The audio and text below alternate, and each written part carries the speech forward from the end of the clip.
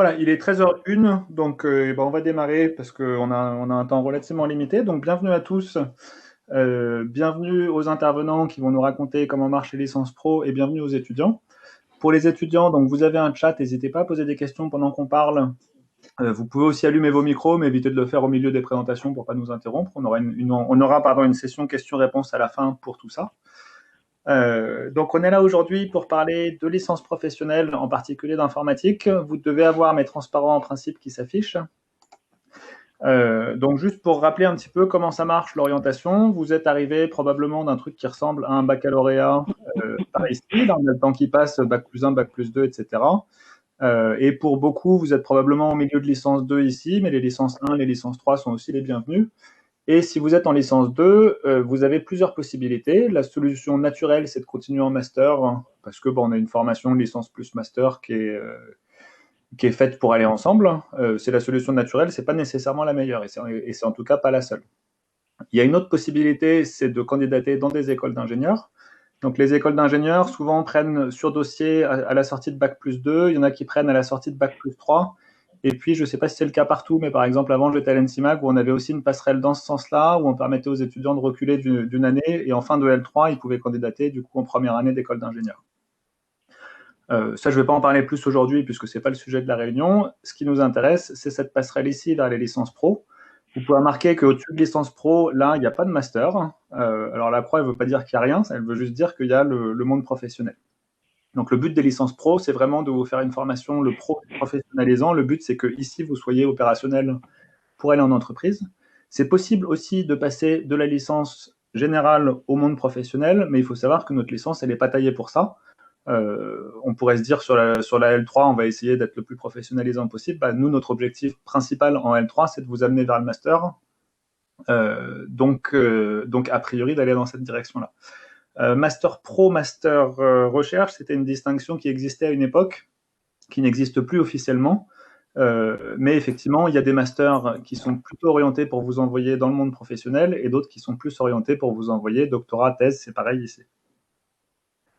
Du coup, ici, c'est plutôt la filière recherche, par laquelle sont passés la majorité de vos enseignants au passage.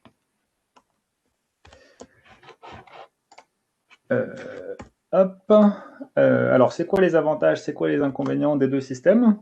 Donc, vous êtes en licence générale, c'est une formation qui est taillée pour faire un bac+5. L'idée d'une formation bac+5, c'est qu'essentiellement, on va travailler les fondamentaux, donc les concepts de base en licence, qui ne sont pas nécessairement ceux qui vous servent le plus directement en entreprise, mais qui sont ceux qui vous servent à continuer d'apprendre. Donc il y a plein de masters de licence, de matières de licence qui ne sont pas directement utilisables en master, mais qui sont pas directement utilisables en entreprise, mais qui sont vraiment nécessaires pour poursuivre en master, qui sont typiquement des matières qui peuvent être complètement omises du cursus IUT licence pro. On se spécialise, on s'applique plutôt en master, la licence reste très générale.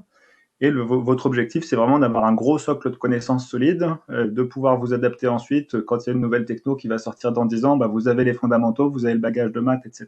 pour vous adapter à ces nouveaux trucs. Et vous avez une culture générale très large, donc on vous ouvre à plein de métiers différents. Et forcément, en bac+5, on a la place de mettre plus de choses que dans un bac+3. Donc on peut vous ouvrir plus largement. Du côté des licences pro, le but clairement, c'est de se spécialiser et de faire des applications dès le niveau bac+3. Donc des licences pro, il y en a plein, alors que licence générale, vous allez avoir 2-3 petites options, mais la licence elle-même, elle est quand même beaucoup moins spécialisée. La licence pro, elle n'est pas adaptée à une poursuite d'études en master, elle est vraiment faite pour vous envoyer en entreprise. Et je l'ai déjà dit, mais je le répète, vous êtes bien plus opérationnel pour aller en entreprise en sortie de L3 Pro qu'en sortie de L3 générale. Et par contre, les limitations que j'ai données sur le fait qu'un bac+3, c'était plus petit qu'un bac+5, ensuite, vous allez avoir de l'expérience professionnelle.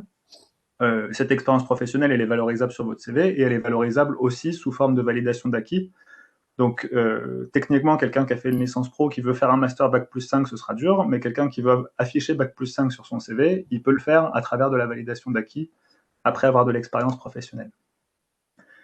Les licences pro à l'UCBL, je ne vais pas rentrer dans les détails, mais il y en a dans l'IUT d'informatique de Villeurbanne, dans l'IUT d'informatique de Bourg-en-Bresse, et puis il y a aussi des licences pro qui ne sont pas directement liées aux IUT, qui sont citées ici. Puis tout ce que vous avez entre crochets ici, c'est les intervenants qui sont là, et à qui je laisse la parole. Merci. Merci. Merci Merci Mathieu. Mathieu. Alors, est-ce que c'est Doua ou Bourg qui commence? Comme tu veux. Alors, C'est comme tu ok. veux. Donc, je vais prendre Vas-y, Laurent. Bonjour, Vas-y. bonjour à tous. Alors, je vais partager. Alors, est-ce que vous me dites si vous voyez Oui. Oui, on C'est voit. bon? Oui, c'est bon. Alors, bonjour à tous. Je m'appelle Noura Fassi, donc je suis enseignant-chercheur au département informatique IUT Lyon 1, situé sur le site de la DOI. Ce département, en fait, offre 3 licences professionnelles, notamment la LP CID, la LP ESIR et la LP DevOps. Dans cette présentation, nous allons passer en revue le contenu de chacune de ces LP et revenir sur leur métier cible.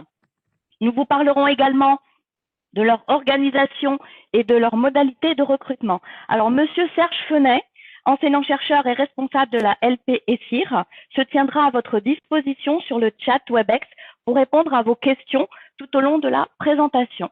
Alors, commençons par la licence professionnelle CID, CID pour Système d'information décisionnelle. Alors, qu'est-ce que l'informatique décisionnelle? Alors, l'informatique décisionnelle, aussi appelée Business Intelligence, désigne un ensemble de méthodes, de moyens et d'outils informatiques utilisés pour piloter une entreprise et aider à la prise de décision.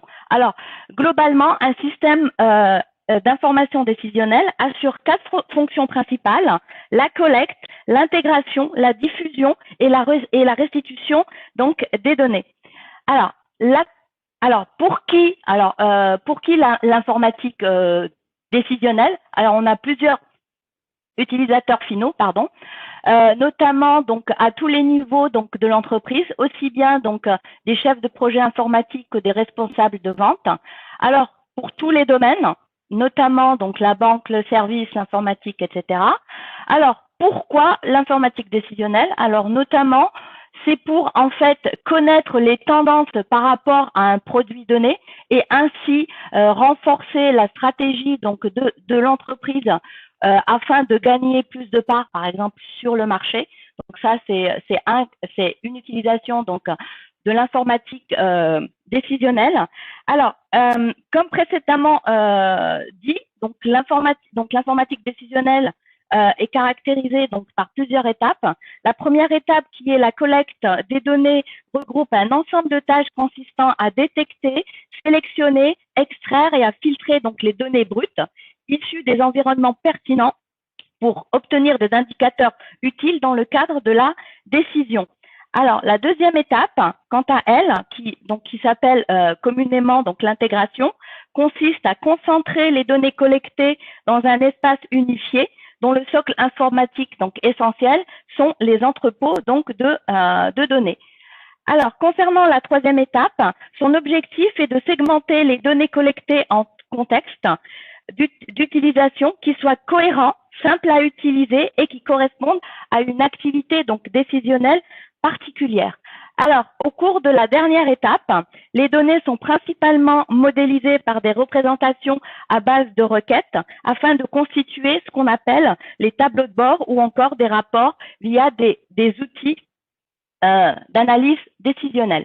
Alors, le contenu donc de la formation, là, donc CID comporte aussi bien donc du contenu spécialement orienté vers le décisionnel, mais comporte également donc des matières généralistes liées au décisionnel, comme par exemple le contrôle de gestion, l'anglais, la communication, etc. Alors cette LP, alors j'ai peut-être oublié de le mettre, mais les trois LP, que ce soit CID, ESIR ou DevOps, sont des formations en alternance. Donc, je reviendrai un peu plus sur le rythme un peu plus tard dans la présentation. Alors, la LP CID donc, est composée de 5 unités d'enseignement. Donc, une unité d'enseignement donc d'informatique générale et de culture de l'entreprise. 2 autres UE qui sont sur la spécialisation donc de l'informatique décisionnelle. Et finalement, on a 2 UE de professionnalisation sous forme donc d'un projet tutoré et d'une alternance en entreprise. Alors après donc cette LP, donc le monde du décisionnel donc recrute énormément. Donc c'est le métier donc du décisionnel est vraiment en vogue. Donc il y a beaucoup d'opportunités donc de recrutement. Donc donc ça c'est quelques chiffres. Donc les sortants trouvent un emploi donc dans les 3 mois après l'obtention donc du diplôme. Alors, concernant la seconde LP, qui est la licence professionnelle, donc ESIR, pour exploitation et sécurité donc des systèmes d'information et des réseaux. Donc, les compétences visées par la LP SIR sont notamment l'exploitation donc d'infrastructures réseau, la virtualisation de ressources matérielles pour une plus grande souplesse dans l'administration de serveurs et la mise en place d'outils de la sécurité des systèmes et des réseaux. Alors, cette licence professionnelle couvre 3 thèmes, la sécurité des données, la sécurité des traitements et la qualité de service. Alors, donc pour plus de questions concernant donc le contenu, Monsieur Serge Fenet donc est sur le chat. Donc, si vous avez un peu plus d'informations concernant donc ces thématiques-là, donc n'hésitez pas à lui poser ces questions. Alors, en termes donc d'organisation du contenu pédagogique, la LPCIR donc s'organise aussi autour de 5 UE, donc 3 UE, donc 2 UE professionnalisantes, donc les mêmes que la LP site, pardon, et 3 autres, dont 2 sont vraiment des UE qui sont spécialisés pour la sécurité justement des données et des traitements. Alors, concernant, donc là, on développe un peu plus le contenu de chaque UE. Donc là, vous voyez, par exemple, pour l'UE 1, en termes de compétences générales, donc vous aurez à aborder donc les questions de suivi de projet et gestion d'équipe.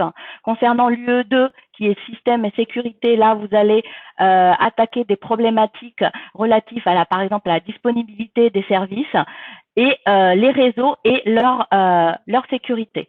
Concernant donc l'UE 3, donc elle porte sur les compétences donc d'exploitation donc d'infrastructures, la gestion de parcs et principalement aussi donc les outils de la sécurité donc de ces systèmes. Et on a les 2 autres UE, donc l'UE 4 et l'UE 5 qui sont donc la même chose, des UE donc de professionnalisation. Je reviendrai un peu sur ces 2 UE de professionnalisation un peu plus bas. Ce sont des informations qui sont communes aux 3 LP. Alors, concernant l'organisation pratique du déroulement donc des enseignements au niveau de la LPCIR, on a au niveau du département 2 salles dédiées à ESIR, donc une pour les cours machines et une spécialement donc une salle réseau comportement donc des serveurs Dell PowerEdge, donc tout puissant. Donc là, voilà. Alors après la LP ESIR, son objectif, comme Mathieu l'a très bien souligné, donc tous nos LP ont vraiment pour objectif l'insertion professionnelle de nos alternants à court terme. Donc, et elle n'a pas pour vocation de favoriser nécessairement la poursuite d'études, sauf éventuellement si la poursuite d'études concerne une formation par apprentissage qui vient compléter celle qui est déjà reçue.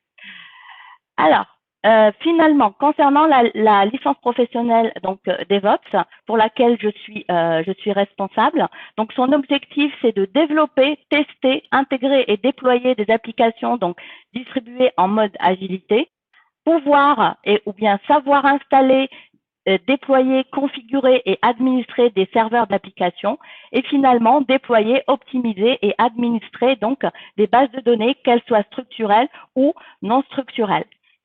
Alors, là, le contenu de la LP DevOps donc, va être présenté sous forme de blocs de compétences.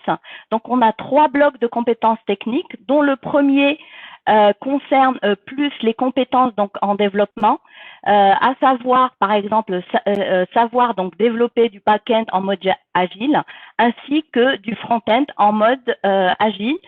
Et aussi savoir faire donc de l'intégration et du déploiement continu.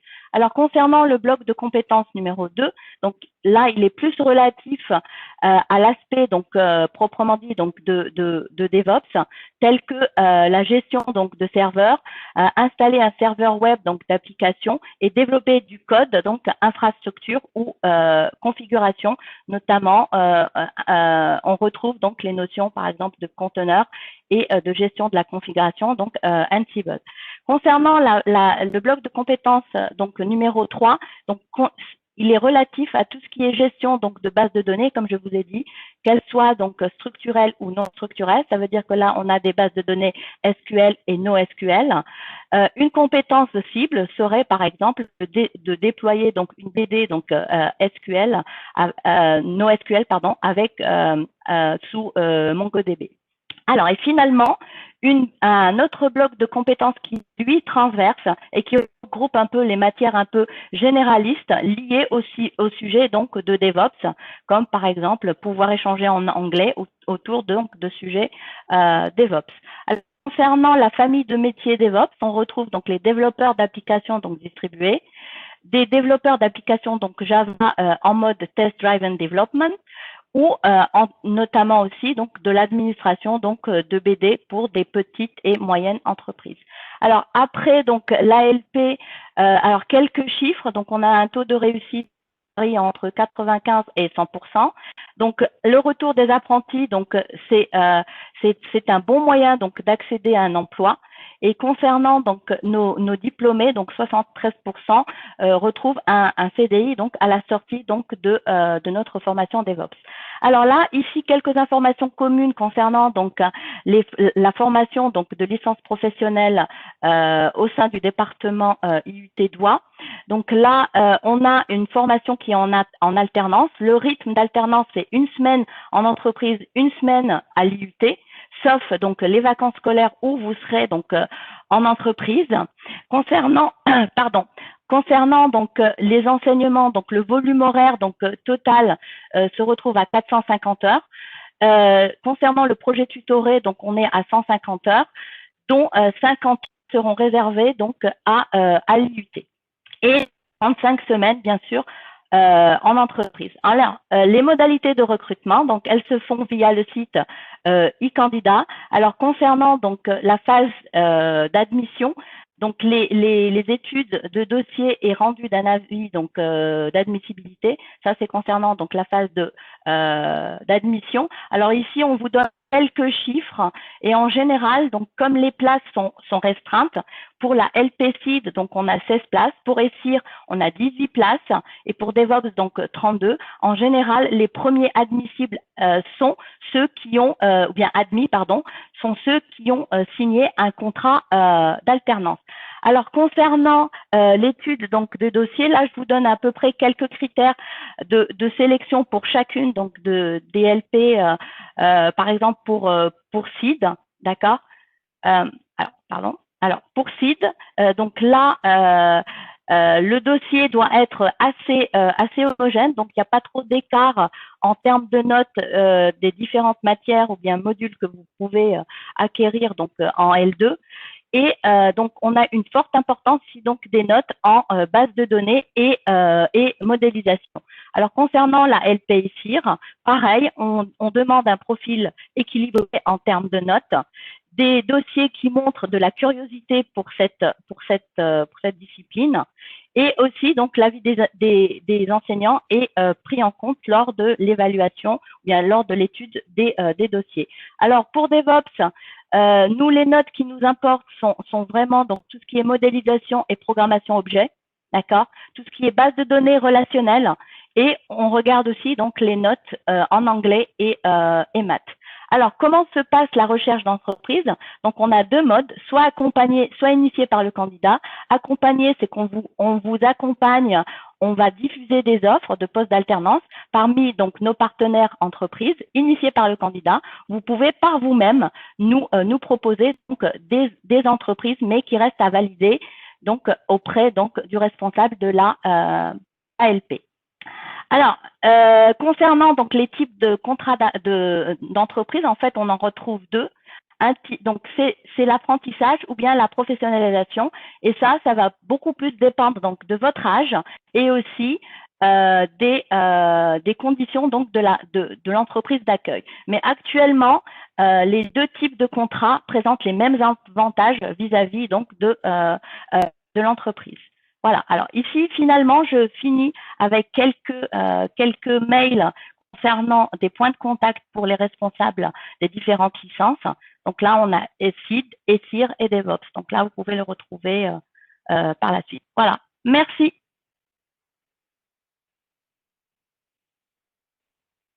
J'espère ne pas avoir trop débordé. Merci. C'est parfait. Alors, qui enchaîne du coup? Je veux bien prendre la suite si c'est possible. Merci, c'est moi. Ok, donc je partage la présentation.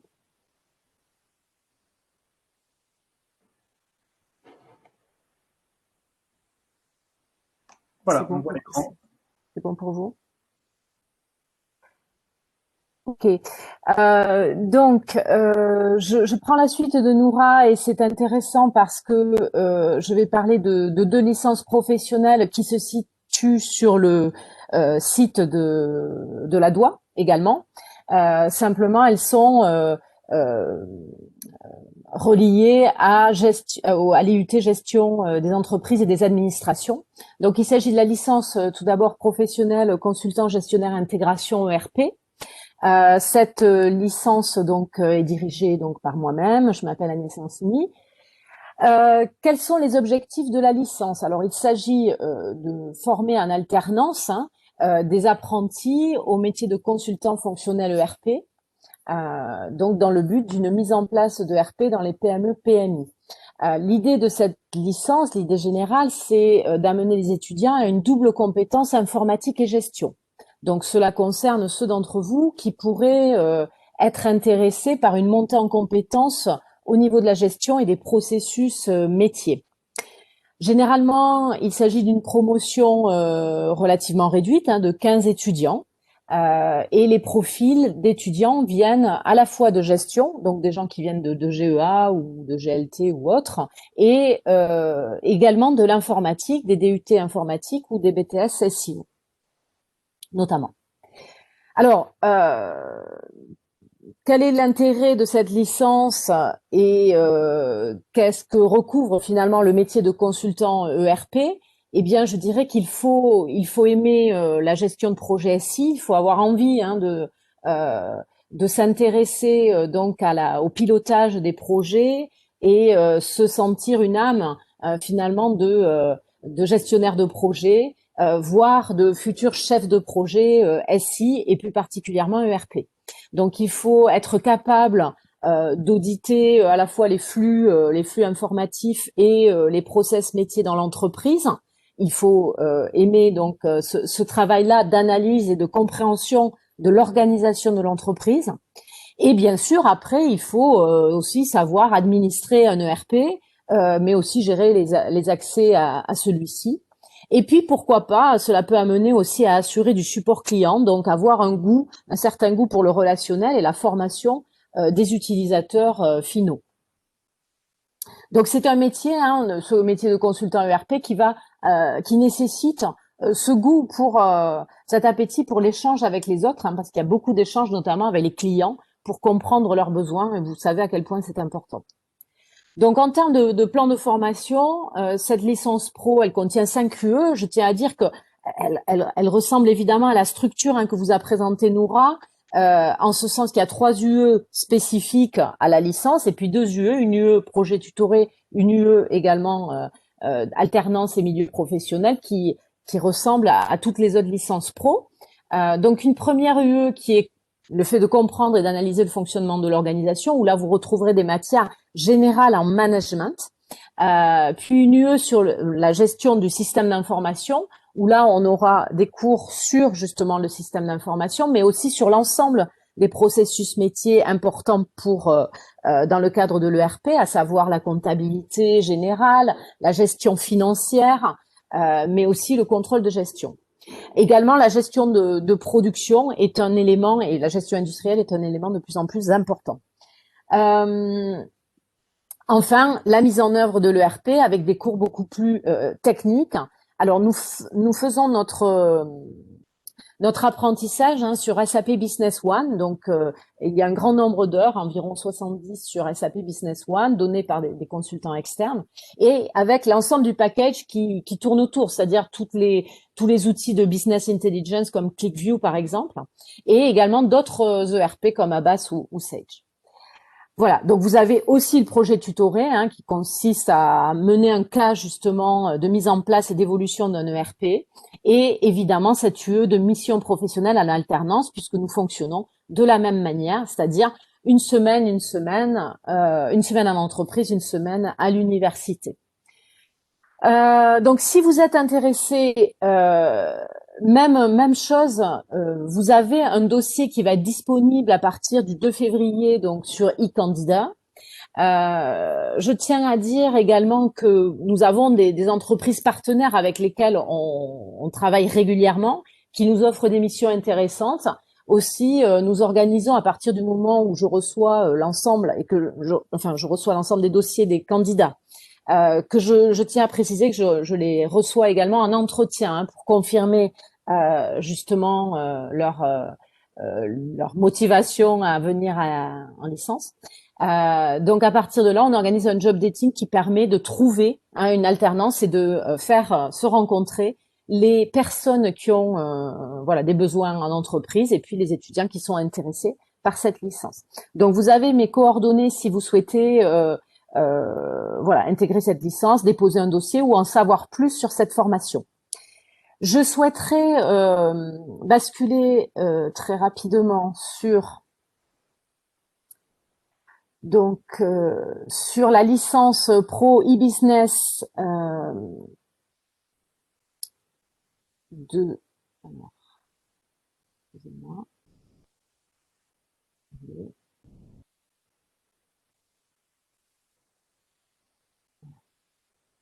La licence Pro e-business également qui est proposée par l'IUT GEA de Lyon 1.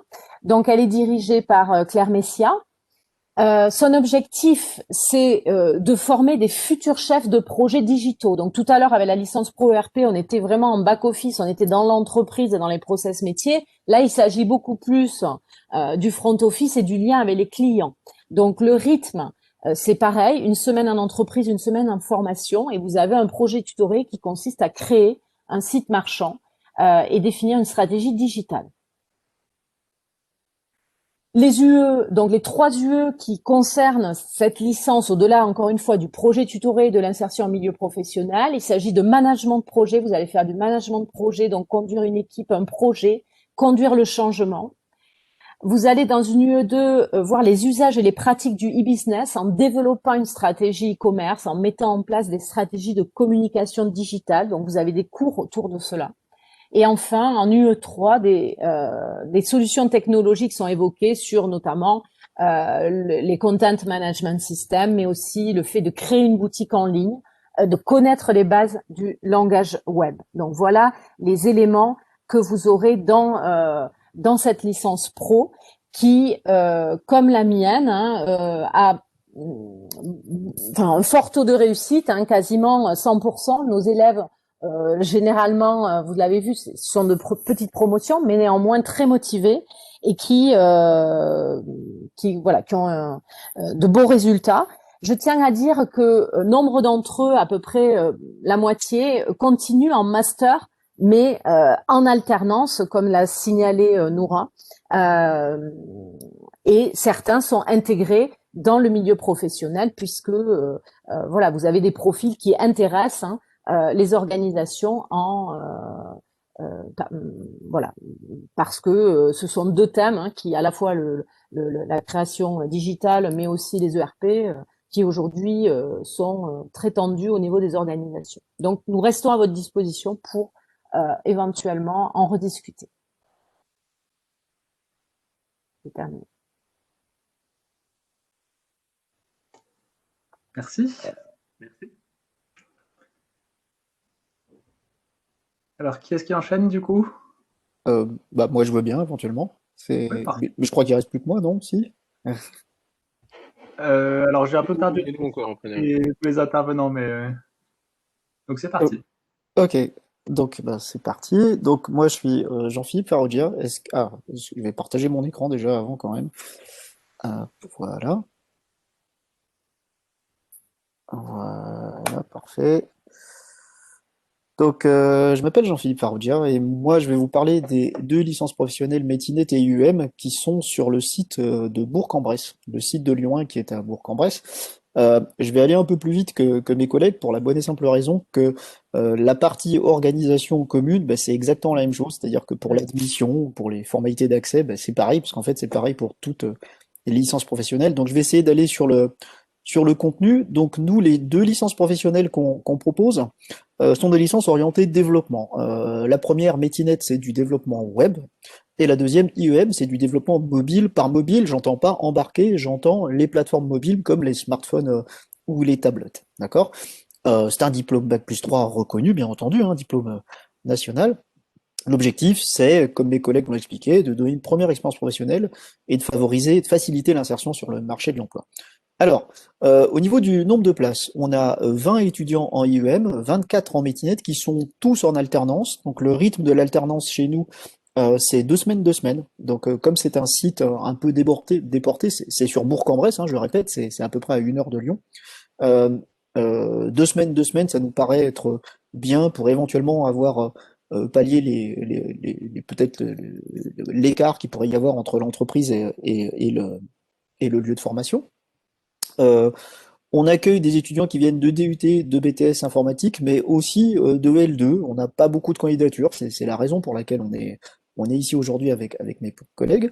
Dans ces deux licences, ce qu'il faut souligner, c'est que 70% des intervenants sont des professionnels du domaine, donc soit du développement web, soit du développement mobile, et qu'en fait, plus de 90% des étudiants ont un emploi dans les 2 mois qui suivent l'obtention du diplôme, et qu'en fait, dans les 6 mois, c'est 100% sur les statistiques qu'on a.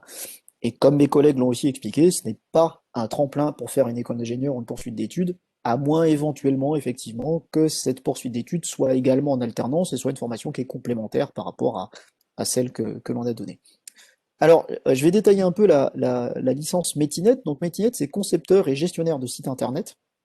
L'objectif de cette licence, c'est de former des professionnels du développement web. Donc, la conception technique, développement d'intranet et d'internet. Les compétences dont on vise l'acquisition, c'est la conception d'un site internet, bien sûr, mais aussi les web apps, d'applications internet riches et clients riches. Il y a beaucoup de JavaScript, beaucoup de PHP, aussi de la gestion de serveurs de données, de serveurs d'applications et des notions d'interface homme-machine et d'expérience utilisateur. Euh, Qu'est-ce qu'on y trouve dans cette formation très concrètement? Donc, par exemple, PHP, Symfony, du développement d'applications riches, donc Rich Desktop Application avec du JavaScript, du jQuery, Ajax, Node.js, Angular. Si vous avez déjà un petit peu touché au développement web, c'est des noms qui doivent vous dire quelque chose. Et puis aussi du référencement, donc c'est important dans ce domaine-là. Euh, Quelques notions de serveur d'application avec du J2E, et puis une partie pas forcément spécifiquement informatique, avec notamment de l'IHM, graphisme, ergonomie, expérience utilisateur. On a un petit module de veille technologique parce que aussi bien le développement web que le développement mobile sont des domaines dans lesquels il est important de se tenir au courant parce que ça évolue très très vite. Et puis, comme dans les autres licences, il y a aussi de l'enseignement général, important pour ce domaine-là. Donc droit, anglais, communication, gestion de projet évidemment, et puis aussi un module qu'on appelle coder proprement parce que ce sont deux formations sur lesquelles on insiste sur la qualité logicielle. On veut vraiment que les gens qui sortent de nos licences professionnelles soient des gens qui sortent du code qui soit propre, stable, utilisable, maintenable, c'est-à-dire tout ce qui est attendu. En fait, c'est quasiment la première demande des entreprises qui nous font confiance. Il y a aussi un petit peu de réseau. Alors réseau, je ne sais pas si le terme est bien choisi, mais admin système Linux, sécurité web, des bases de données forcément, parce que faire un site web sans base de données aujourd'hui, ça paraît quand même difficilement concevable. Et puis de la conception, donc UML, du Java, parce que on fait de l'Android, même si il y a Android, on fait aussi du Kotlin, et des patrons de conception et design pattern. Au niveau de l'insertion professionnelle, bon, le développement web, c'est un des secteurs dans l'informatique qui embauche le plus. Donc, c'est vraiment, on a plus de demandes que d'offres en fait, plus de demandes que de candidatures en fait au niveau ce qu'on nous propose. Les entreprises reviennent régulièrement nous voir pour nous demander si on n'a pas des étudiants à leur fournir. Les métiers visés, c'est développeur de site web, architecte web, intégrateur de technologie web, administrateur web. Et encore une fois, 88% des diplômés sont en emploi. Et la durée moyenne d'accès au premier emploi, c'est 1,47 mois. Sachant qu'il y en a quand même énormément, je crois que c'est 70%, quelque chose comme ça, qui sont embauchés dans l'entreprise dans laquelle ils ont fait leur alternance.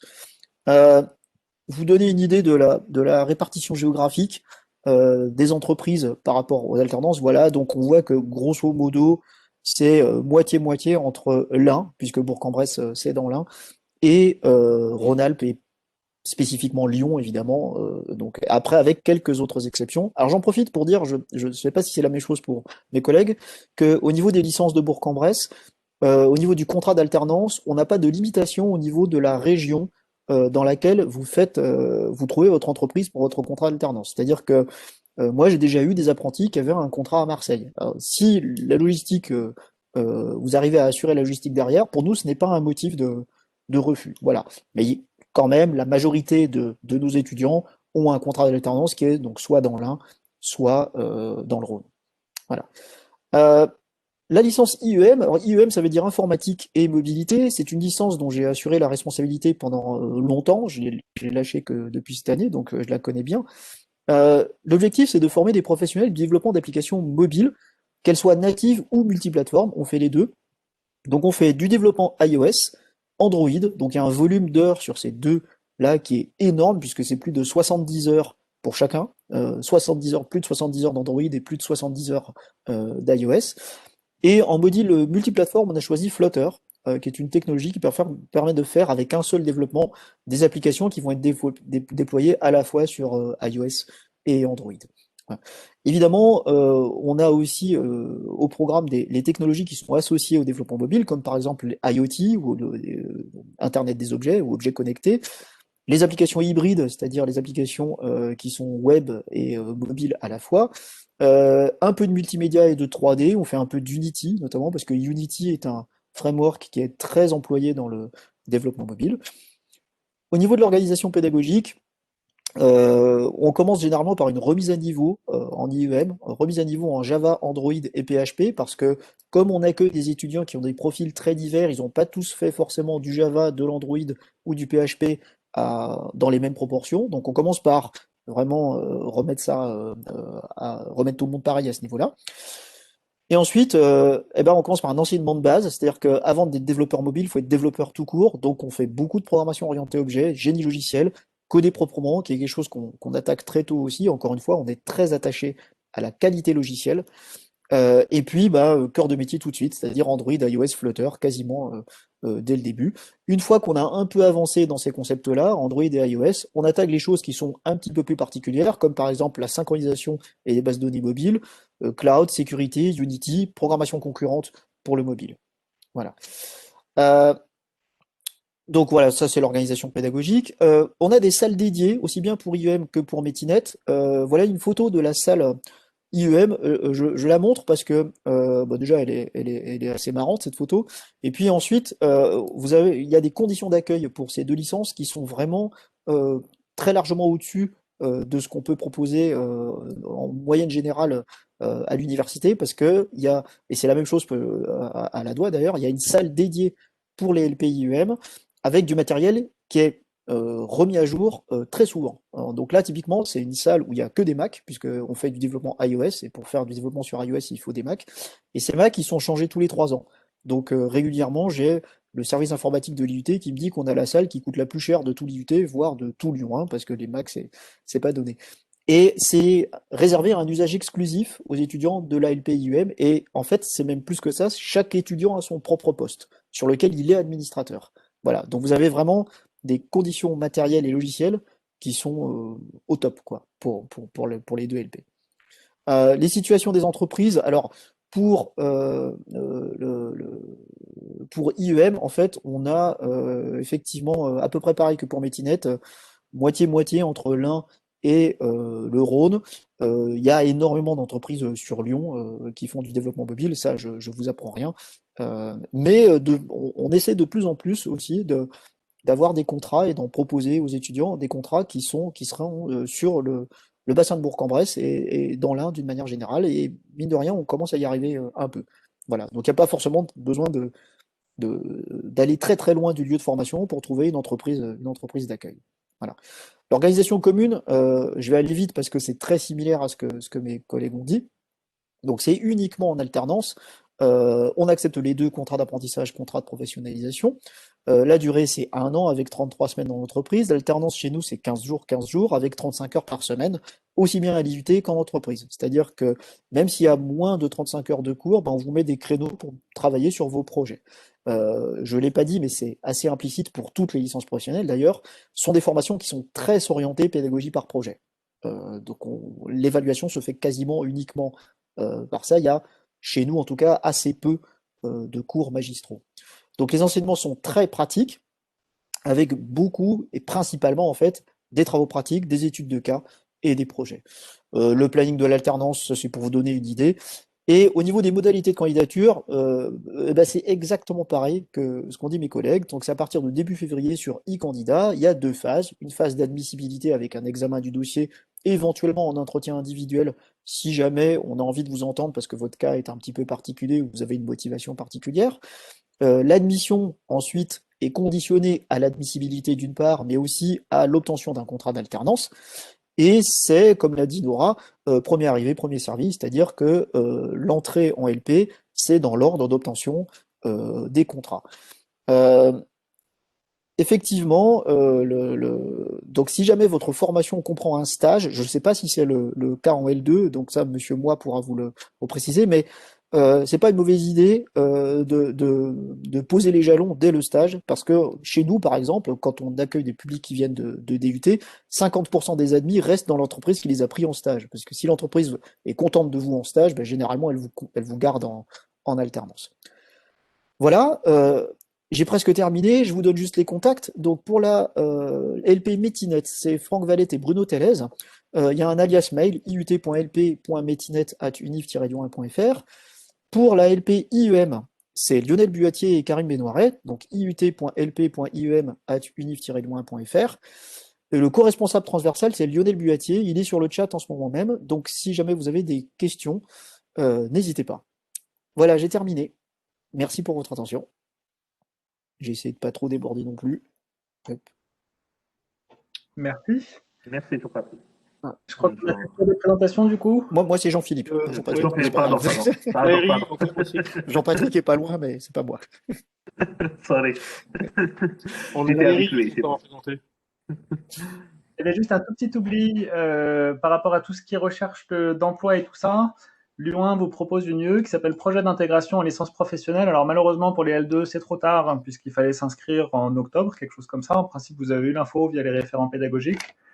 Cette UE, elle est taillée pour vous aider à trouver votre alternance en particulier pour candidater en licence pro. Donc en partenariat avec les gens du SOI, etc., vous aidez, vous coachez sur les CV, lettres de motivation et ainsi de suite, qui n'est pas spécifique aux licences pro informatique, hein, c'est une transversale pour toute la fac. Mais donc s'il y a des étudiants qui sont en L1 et qu'une licence pro vous intéresse, parlez-en à votre référent pédagogique au début de l'année prochaine. Voilà, et c'est tout ce que j'avais à dire là-dessus. Ok, merci. On va présenter la RI avec Monsieur Perron, là, qui est un collègue qui travaille avec moi sur la RI. Alors je vais essayer de partager mon écran. Voilà. Parfait. On le voit. Vous partagez, c'est bon.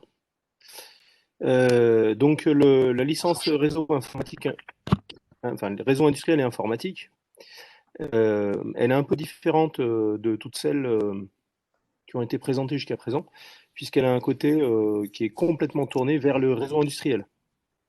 Un réseau industriel, c'est pas du réseau de PC, hein, c'est du réseau qui va contenir des automates, des moyens de production, par exemple.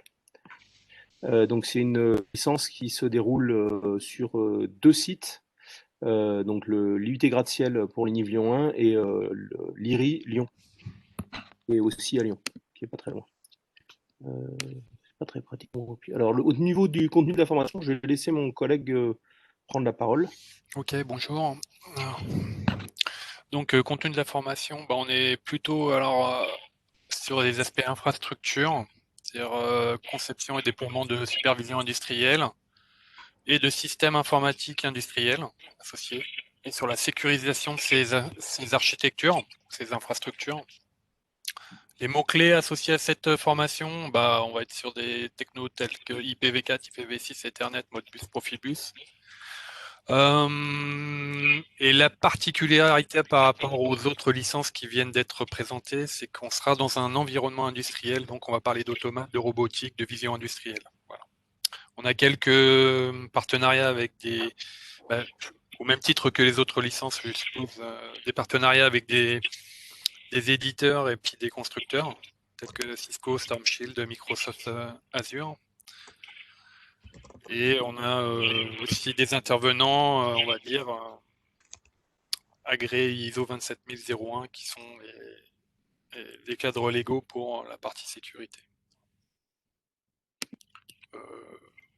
Alors, cette licence, elle est, comme l'a dit Cédric, en partenariat avec l'Institut des ressources industrielles de Lyon, qui est situé dans le 8e.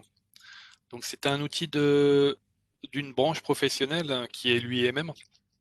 Et à ce titre, la branche aime bien parler de capacité professionnelle. Donc, on s'attache à viser ces capacités professionnelles qui sont inscrites là. Donc, je ne veux pas les lire. Je vous laisse en prendre connaissance. Donc, on valide en fait un certain nombre de critères qui sont ces capacités professionnelles. Voilà. Bon, je ne sais pas. Qu'est-ce que tu veux rajouter d'autre, Cédric? Ah, les métiers visés, oui, les métiers visés. Les métiers, puis après je reviendrai sur Donc les métiers que l'on vise, c'est chargé d'intégration et de sécurisation en informatique industrielle, conception, déploiement et un gros volet sur la maintenance. Donc la maintenance en informatique industrielle. Alors là, en termes de moyens en technique, vous avez les labos côté Lyon 1, côté site gratte-ciel. Je te laisse parler. Et puis nous, on a des beaux ateliers dans le 8e où les élèves peuvent évoluer dans cet environnement-là. Alors, au niveau du rythme de l'alternance, c'est un peu différent du rythme des autres licences professionnelles, puisque nous, on est plutôt sur un rythme 2 semaines en formation, puis quasiment 4 semaines en entreprise. Donc, il n'y a que 16 semaines de cours. Les semaines de cours, c'est des semaines qui sont quand même en général bien chargées.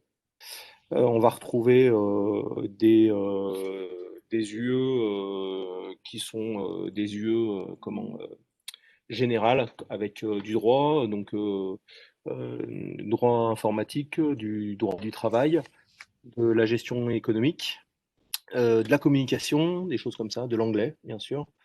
Après, il va y avoir des UE plus techniques. Donc une UE qui va être orientée vers la mise en place de réseaux industriels et une qui sera orientée vers la mise en place des réseaux informatiques. Voilà, donc les serveurs Windows, serveurs Linux, ce genre de choses. Il y a 2 gros projets à faire. Un projet tutoré qui est fait en entreprise et le projet terminal qu'on soutient tout au long de l'année, qui sera soutenu à la fin. Et ceux pour lesquels ils sont embauchés en entreprise en général. Au niveau des publics, on est ouvert à un peu tous les cursus du moment que les gens sont motivés et que ils ont une histoire personnelle qui les amène vers les réseaux. Hein. On a des gens qui viennent de BTS Electrotech, par exemple, hein, qui ont fini en licence RII. Alors évidemment, ils partent de plus loin au niveau du réseau, mais c'est faisable. Avec du travail, on y arrive.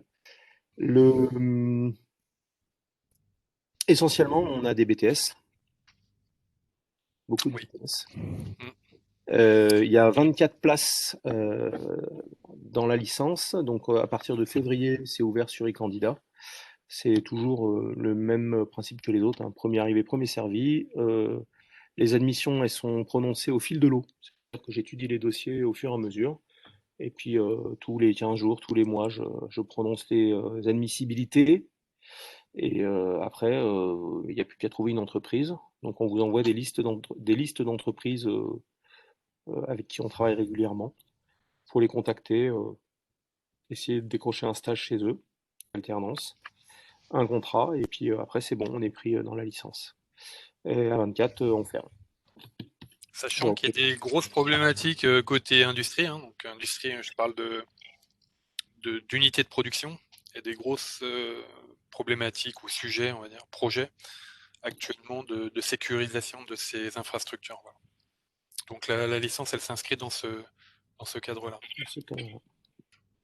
Voilà, donc pour plus de détails, il y a le site web de l'université là, de Gratte-Ciel qui détaille la licence. Et sinon, vous pouvez nous contacter. Je pense que tu as mis nos. Oui, j'ai mis le petit. On a monté un petit serveur Discord si vous voulez en discuter de vive voix ou. Voilà.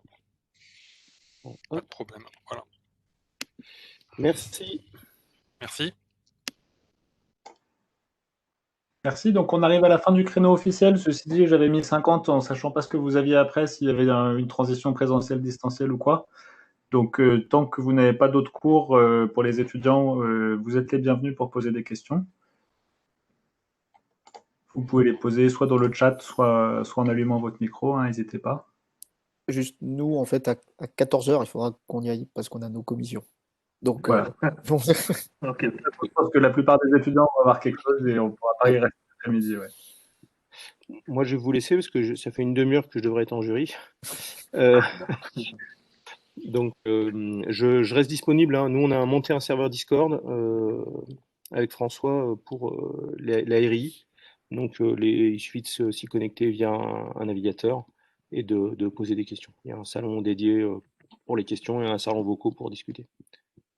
Donc là, je serai en texte sur le serveur.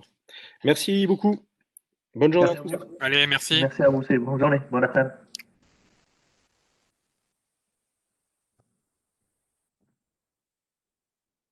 Ok, une question pour Metinet. Il faut maîtriser quoi pour trouver une entreprise? je crois qu'il y a la réponse dans le chat. Donc, Lionel, tu peux peut-être. Oui, j'avais déjà répondu Ouais. à un post précédent, mais pour Metinet, il faut maîtriser les langages de base PHP, HTML, CSS. Et puis, c'est bien lorsqu'on cherche une entreprise de connaître un framework. Donc là, j'ai cité Symfony, le plus utilisé probablement. Ça peut être Cake, PHP, Laravel. Voilà. Si vous connaissez un framework, ce sera plus facile parce qu'après, vous connaîtrez n'importe quel framework est basé sur le même principe. Donc après, vous pourrez vous adapter assez facilement à celui qui est utilisé en entreprise. Et ça peut être fait dans le cadre d'un projet personnel, hein. C'est-à-dire qu'on vous demande pas forcément d'avoir suivi des UE, parce que je sais qu'en L2, il y a probablement pas ça, encore que je sais pas, Mathieu ou Hamid, s'il y a du développement web. Oui, oui, oui. Il y en a? Ah bah, j'ai rien dit. Alors, Exactement. Il y en a pas mal, au contraire. il y en a pas, eh bah, très bien. Alors, Oui. voilà, parfait. D'ailleurs, il y a une UE d'introduction au web en L1, en deuxième semestre. Donc là, il développe pas mal de projets sur le web avec PHP, HTML, les CSS. Et des frameworks, type Symfony ou ce genre de truc? Peut-être pas tout de Il suite, non? utilise un serveur, non, pas de suite, je pense en deuxième année. Ouais, Oui, ok. pas tout de suite. C'est surtout un master. En fait, on est plus sur une approche bottom-up où on voit Oui, les bah, normal. Oui. par-dessus, Oui, c'est normal, oui. par la pratique par en haut. Donc, Et il y a beaucoup de développement maintenant tourné autour de JavaScript.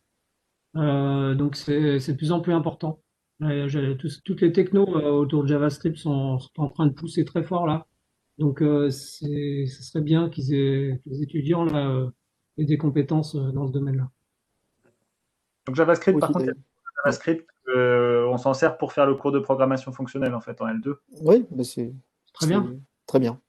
En IEM, c'est pareil. C'est pas inutile de venir en IEM en connaissant JavaScript parce qu'en fait, les frameworks hybrides, certains, notamment je pense à React par exemple, sont basés sur. Enfin, il y en a beaucoup qui sont basés sur JavaScript. Et beaucoup de systèmes qui permettent de faire des web apps aussi qui sont basés sur JavaScript.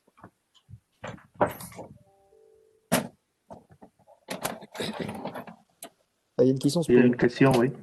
pour Essir. Ouais. Oui, alors pour répondre à la question dans le chat, il y a un cours dans lequel il y a une introduction aux audits de sécurité, et à partir de l'année prochaine, donc on a eu jusqu'à présent des cours d'option de pentest, et à partir de l'année prochaine, c'est un cours qui va qui va rentrer dans le cursus complet. Donc il y aura un cours qui prend entre 18 et 24 heures sur du pentest. Ouais.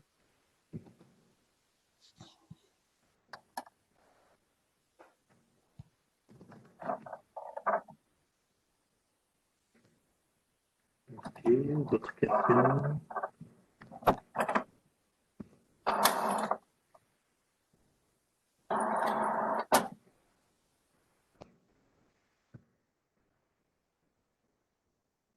Bon, de toute façon, je vois que la liste des participants est en train de se vider, donc je pense qu'on va pas Oui. tarder. Non, mais il y a une question, deux- enfin, je deux pense questions. il y a une question qui, je pense, intéresse tout le monde. Est-ce qu'il y a possibilité de continuer en master alternance En après? master. Euh, oui, après, l'objectif premier, c'est quand même l'insertion sur le marché de l'emploi. Alors, la- une continuation en master en alternance, quelque part, c'est une insertion sur le marché de l'emploi parce que c'est une alternance, donc c'est dans une entreprise. Oui, mais c'est pas ce qu'on vise en premier. Ce qu'on vise en premier, c'est vraiment de rendre des gens qui sont opérationnels sur le marché de l'emploi directement. Et ça dépend probablement des masters, mais je vois notre master. Oui. Clairement, un étudiant qui a fait la L2 puis qui a branché sur une L3 Pro, qui essaie de revenir en master après, Ça il ne marchera pas. Exactement, ça marchera pas. Ça marchera pas. Ça, faire c'est sûr. de compile de master sans avoir fait le cours de théorie des langages formels avant. Ouais, c'est infaisable. Ouais. Je suis d'accord. Il y a une question sur l'UE-PILP. Quelqu'un a la réponse à cette question? Alors, l'UE-PILP, c'est complètement indépendant des. Enfin, c'est pas le fait de valider l'UE qui va vous faire un bon dossier ou pas. C'est le fait d'avoir fait cette UE qui va vous aider au niveau plutôt de l'entreprise qu'au niveau du dossier d'admissibilité, du coup, si je me trompe pas de mot. Après, par contre, il va falloir valider la L2 pour avoir le droit de passer en L3 de toute façon. Donc, on applique les règles de compensation classiques, mais j'imagine que si sur dossier, vous acceptez un dossier, mais que l'étudiant ne valide pas sa L2, a priori, il ne pourra pas passer en L3 Pro. Hein. Oui, tout à fait. Oui, je pense. Oui, Il peut être sur effectivement. liste principale. Ah non, il mais faut, peut bien pas sûr. rentrer dans l'information. Bien sûr. Donc, Je suis désolée, excusez-moi, je suis obligée de vous laisser parce que j'ai un cours. Je vous remercie à tous et à bientôt peut-être. Oui, à bientôt, c'est sûr. Merci. Au revoir. Merci encore, Annette. Au revoir, merci. Bon après-midi. Je vais devoir vous quitter aussi. Oui, il y a des 58, je pense, Mathieu, peut-être. Oui, bah, sauf s'il y a des dernières Sauf- questions pour les intervenants. On a encore 2 minutes, quoi. Parce qu'à 2 minutes. 2 heures, à 2 heures, on a notre CPJ. Donc, Alors, nous restons disponibles donc pour d'éventuelles questions ou peut-être un revisionnage de la vidéo ou donc aux différents mails qu'on vous a mis au niveau des présentations. Donc, n'hésitez pas à nous contacter pour plus d'informations. Voilà. Je vous souhaite une agréable après-midi. Au revoir. bon, bah, pareil. Bon après-midi à tous. On reste disponible. Il y a une dernière question. On peut faire une validation d'acquis si jamais on ne valide pas la L2. Si la L2 n'est pas validée, c'est difficile d'aller faire une validation d'acquis pour dire en fait si une expérience professionnelle ensuite c'est peut-être possible. Non, c'est impossible. Il faut avoir le diplôme Bac+2. Il faut avoir un Bac+2, oui. Pour intégrer une licence pro, c'est réglementaire, ça. Oui. Il faut un Bac+2. Voilà, et ben cette fois-ci, on a répondu à tout le monde et il est pas... Bon, merci Mathieu. Merci Mathieu pour l'organisation. Merci Mathieu. Et on reste en Bon contact. après-midi. On reste en contact, ouais. Bon après-midi. Merci à vous tous. Bon après-midi. Bon après-midi, au revoir.